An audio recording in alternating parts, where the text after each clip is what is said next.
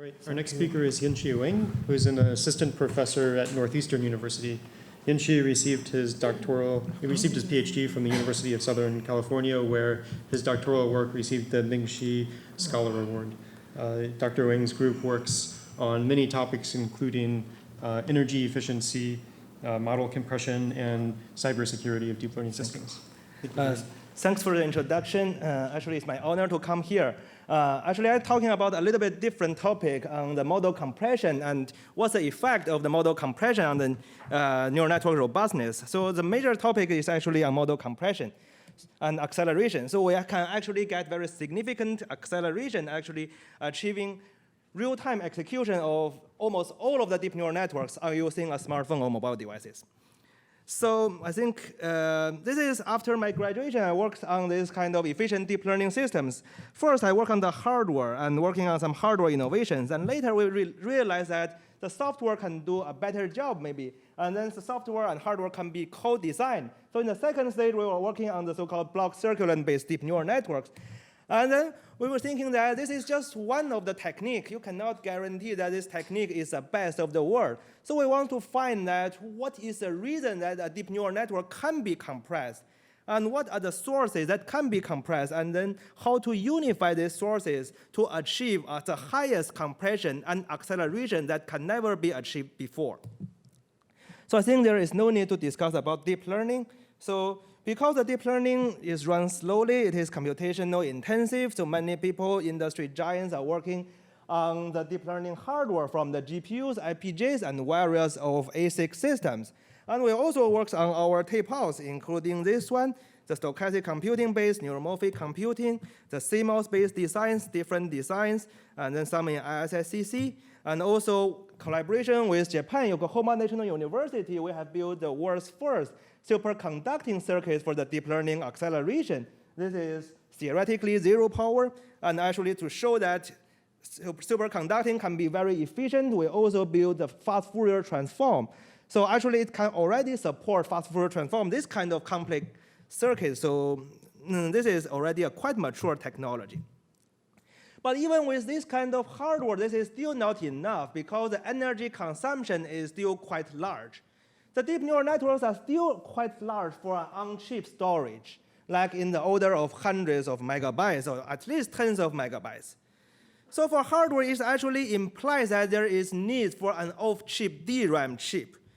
If we have an off-chip DRAM, then it means that the data movement can be quite expensive, something like hundreds of thousands of times, compared with even on-chip multiplication. So this is the reason that people are working on the model compression, trying to reduce the data movement cost, or trying to put the whole neural network on chip, and also to see whether there is robustness improvement, and we will say it is quite difficult to do that. So this is one of the work that is on the weight pruning. It is a so-called non-structural weight pruning, means that arbitrary weight can be pruned. So it lives as a sparse neural network. But this work has been proposed after 4 years, and it's actually limited actual deployment. So what is the reason of that? Because it has limited weight pruning rate in convolutional layers, like 2.7 times for AlexNet.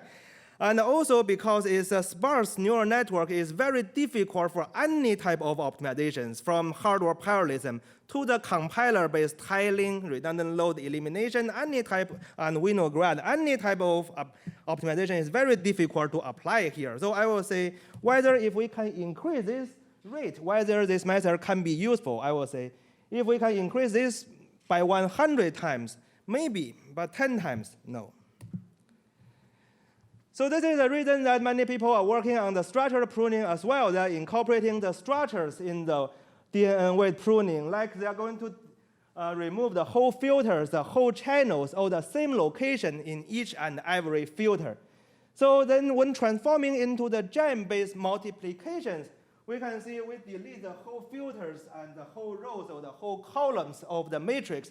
So in this way, the matrix shape is still maintained, but the size of the matrix is made smaller.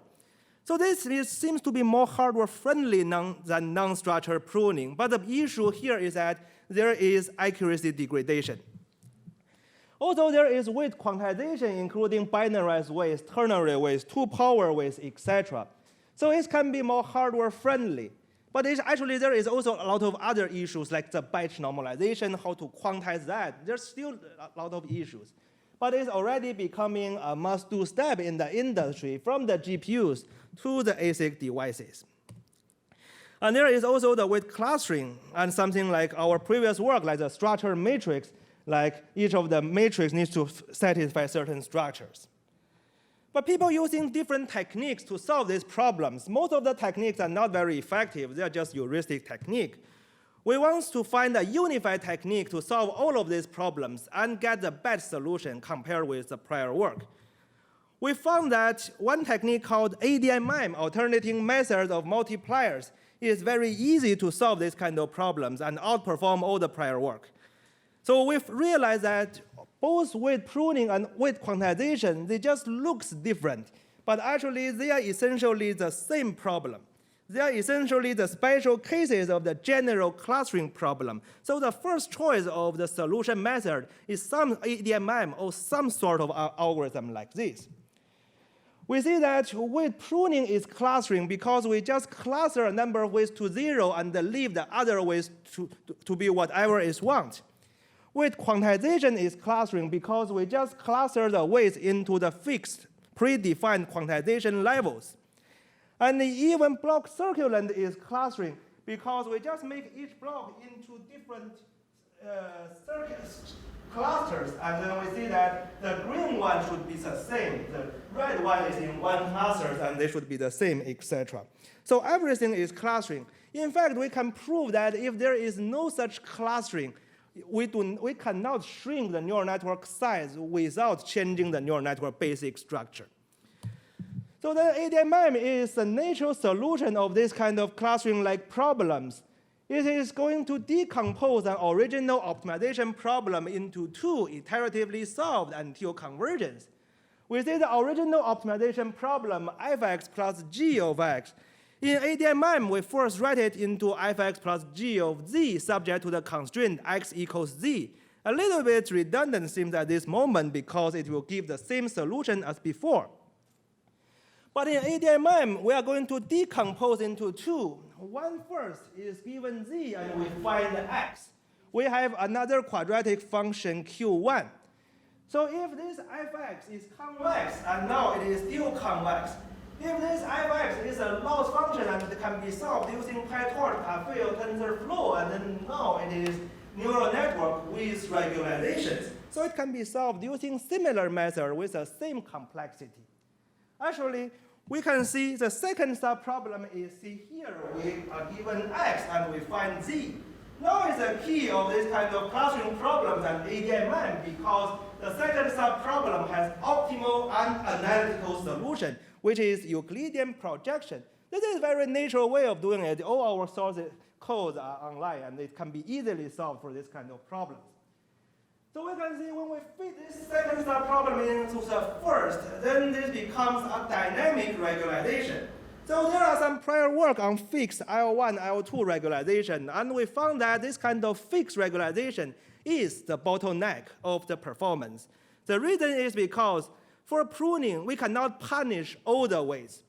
As long as 90% of the weights are already pruned to 0, the rest of the 10%, we need to be dynamically adjusted. We don't want to punish those weights at all. But if we use a fixed regularization, we punish all the weights, and this is a significant source of loss in accuracy, and this is the reason that we got this kind of results. So we see ImageNet and AlexNet again, which is the first work on the weight pruning. We see that the y-axis is a top 5 accuracy, and the x-axis is an overall pruning rate. First, we see that the top 5 accuracy at this moment should be higher for AlexNet. Because we can use batch norm, we can use many of the training advances, we can use PyTorch. So we can even make the accuracy higher than 95% or even higher. So again, using 80% as our starting point is, to be honest, unfair to AlexNet. So the x-axis is the overall pruning rate. 100 times means that there is only 1% of the weights remaining. All the others are pruned. So we see that with almost 100 times pruning rate, our accuracy is still okay. With more than 60 times pruning rate, the accuracy is still the same as their starting accuracy. So under this kind of comparison of the pros and the cons of the relevant work doesn't matter that much because they are just clusters together. So we got this kind of results, and then we can see the results on MNIST again. MNIST is highly redundant, but we didn't realize that this is this much redundant. We reduced 700 number of weights. This means that there is only 0.14% of the weights that are remaining. So this is a redundancy degree in MNIST. So after this, we only have 600 weights remaining. So actually for MNIST, the input is 28 by 28. That is 784 dimensions. And our size is even smaller than linear regression because linear regression requires one weight per one input. So, but we can achieve the accuracy with still 99%. So this is very easy work to do, and also for AlexNet, also for VGG and ResNet, we can also get 10 times reduction without loss and 17 to 20 times with less than 1% loss. But we don't like non-structured pruning. We will say that some pruning that is both robust and is also can accelerate. It's just because we want to compare. This is a result on the joint weight pruning and quantization. We can see LeNet again. We reduce 700 times the number of weights, and meanwhile using 3 bits for weight quantization. And the accuracy is still maintained to be 99%. So if we consider only the weight storage, the weight is reduced by 6,655 times, which is 2 orders of magnitude better compared with the prior work. This shows a huge difference.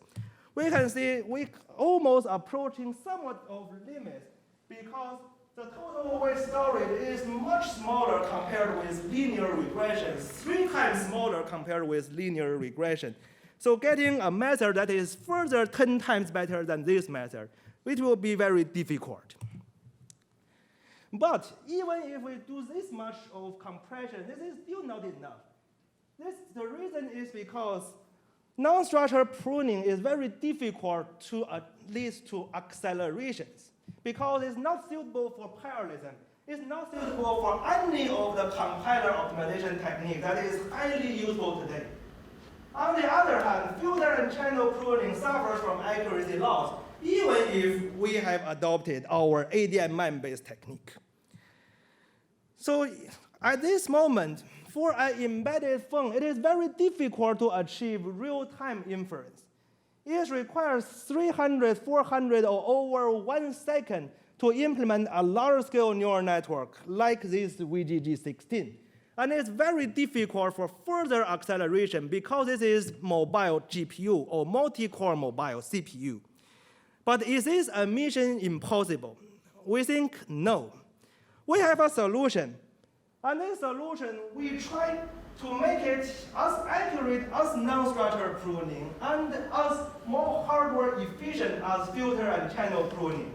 And we can further use the help of compilers to make it even more accurate than non-structured pruning and better hardware efficiency compared with non-structured pruning. And further, we can try to prove that it is robust.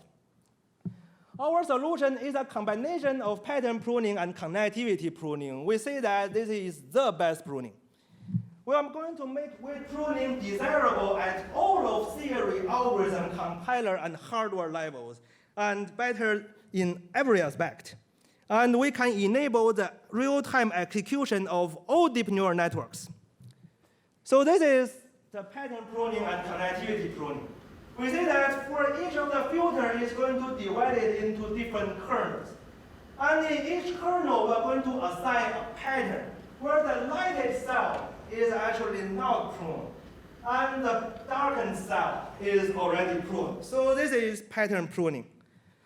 And also connectivity pruning means that the kernel is pruned. So actually, we are not the first to propose patterns. People realize that pattern is good. It matches the human's cognition system. It matches the computer vision concepts. But the thing here is that with this we need an algorithm to map into patterns. We need an algorithm for accelerate. We need an algorithm to train the weights. So we extend our ADMM to deal with it, and we found accuracy improvement in all of the neural network we have tested. And we actually start from a high accuracy, is unlike some of the prior work that for VGG, they start from 89% or 90%. But even this is not enough because it seems still irregular. Then how to actually accelerate it into smartphones? This is the help of the compilers. Because the compilers can identify the same patterns. Compiler can do row and column shifting and map the same patterns together. And then the hardware can be fully parallelized. So for this kind of prone kernel, the compilers can treat them as a special pattern and group them and rule them out, do not compute. Finally, we say that this 4-input pattern matches with the SIMD structure of the embedded CPU. So this one is inherently 3 times acceleration.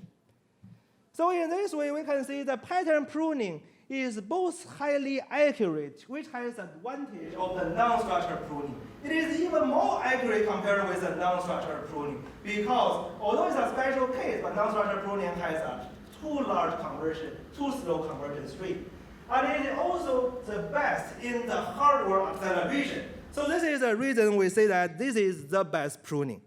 With this and the compiler support, what we can achieve is less than 20 millisecond inference time on VGG16, which is lossless. This is 55 times speed up compared with TensorFlow Lite, and at least 10 times speed up compared with the best prior compiler-based designs. For ResNet 50, we got 26 millisecond inference time, and for MobileNet V2, we get only 5 millisecond inference time. So we don't think that DNNs is a hurdle for inference for the smartphones. So smartphones can execute all the deep neural networks, almost all the deep neural networks on time, in real time. Then the issue here is that seems that the 2 dimensions can be satisfied. That is the deep neural network accuracy and the hardware performance. They are not contradictory.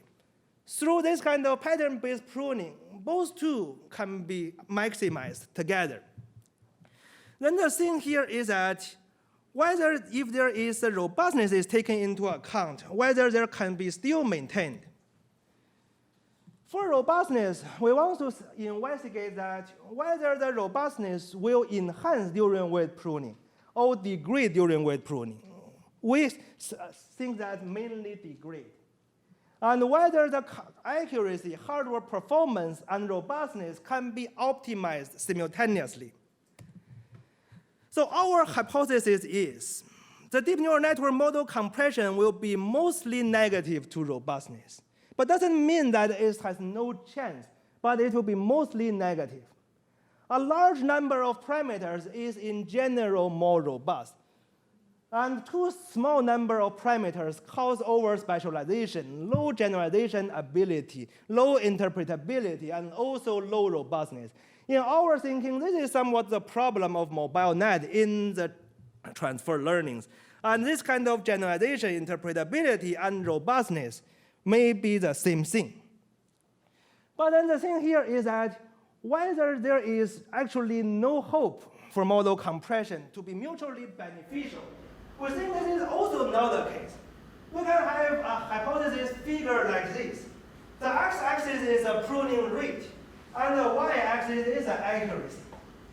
Actually, with a moderate pruning rate, because it overcomes some overfitting, because it matches with the human recognition systems. So at this moment, the accuracy improves. What we hypothesize that at this time is also enhances a little bit of the adversarial robustness. And before the accuracy drops to the original accuracy, we hypothesize that the robustness already degrades before the accuracy degrades. And if the accuracy is already lower than the original accuracy, we think that the robustness is really very bad. To show that weight pruning and robustness are correlated, we can see this figure, we see that those yellow distribution is a weight distribution before adversarial training using Professor Mary's technique. And this blue one is after weight pruning. We say that it is after adversarial training. We say that after adversarial training, the distribution of the weights are more diverse. So it means that it is more difficult for pruning. So it means pruning and robustness is inherently not matched with each other. So in order to partially mitigate this effect, we developed a framework of concurrent adversarial training and weight pruning. And this is in our this year's paper. And then this is a solution, and we can solve it using ADMM integrated with adversarial training. And here is some of the sample results. We see that this is an MNIST, but we have tested on CFR 10, CFR 100, which is also very similar. We say this is a width, where the wide width means the full neural network. And this is pruning, filter pruning, and each of the layers is pruned proportionally. And then we can see this is a naturally trained baseline. And then when we apply adversarial attacks, the accuracy will be 0. And then this is an adversarial trained baseline. And we will see the accuracy, initial accuracy is slightly lower, but then the adversarial accuracy is okay. And we can further see from here that when we decrease the model size, actually the adversarial accuracy decreases first. And then we will see the effect of pruning. From 16 to 8 means that we have 2 times pruning. From 16 to 4 means that we are going to have 4 times pruning. We see that after this pruning and jointly training, with the adversarial robustness can be slightly enhanced. And until 4 is also slightly enhanced. If we further prune, then the adversarial robustness also decreases. So this means that a moderate pruning can increase both accuracy and robustness, while the robustness will actually decrease before the actual accuracy decrease. We can further see what is the difference between the weight pruning versus training from scratch. Because there is a last year's IPR paper saying that if the weight pruning after we get the structure and we train from scratch, we will have similar accuracy results. But we can see this example here. If we prune from a weight 16 and we go to weights of 4, the accuracy is over 94%. But if we directly train a neural network, then the adversarial robustness is only 91%. So it means that in this adversarial setting, training from scratch is not as good as weight pruning. So weight pruning has its value to train from a larger neural network. And also we show that the lottery ticket hypothesis is also not valid under the adversarial setting. So the two conclusions seem a little bit contradictory, but still combined it looks a little bit interesting. It means that over pruning can harm the adversarial robustness. But if we have a neural network desirable size, if we prune from a larger model with concurrent adversarial training, it will be more robust than training a smaller model. So this shows some of the values of weight pruning. In general, we say that weight pruning is not a desirable thing. If there is no need to do weight pruning, we don't think that there is need to do it. Unless there is short of the energy consumption, there is the limitation in hardware performance. A larger neural network is in general better. But if there is need to do weight pruning, then we can use this kind of framework. But then what about pattern pruning? Because a pattern pruning do not have over pruning, it has a modest pruning rate. It has a notable hardware acceleration and also maybe a good robustness. Pattern pruning can match with many of the computer vision theory, like the Laplacian of Gaussian filters. And actually, from the filters we design a set of patterns. And this pattern is indeed the mostly occurring pattern, which means that the theory matches with the practice. But what about robustness? We can have some evaluation here. We use 3 types of evaluations to see that whether it can get more effective feature extraction, guided by propagation, intergradient gradient, and also inverted representation. And we can see that compared with the baselines, this pattern-based designs always get better, slightly better or notably better feature extraction.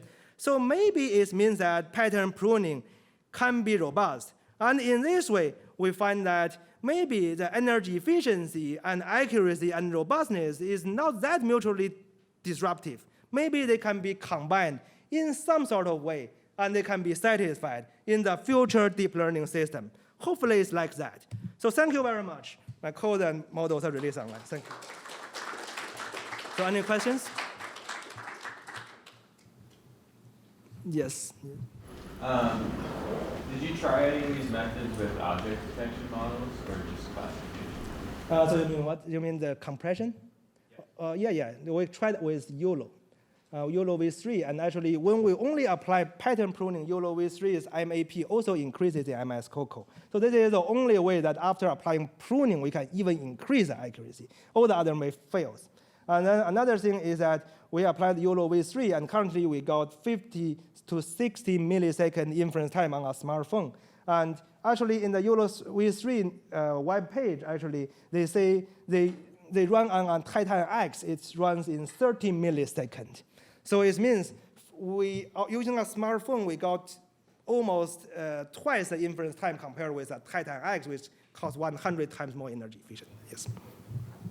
Can you clarify whether you're always using transfer learning and retrain weights, or like fine-tuning weights? We can train from scratch as well. At this moment, to be honest, at this moment, there is no difficulty to train from scratch. Previously, it's because there is no batch norm. Recently, as long as we have batch norm for any types of weight pruning, we can train from scratch. Okay. Yes.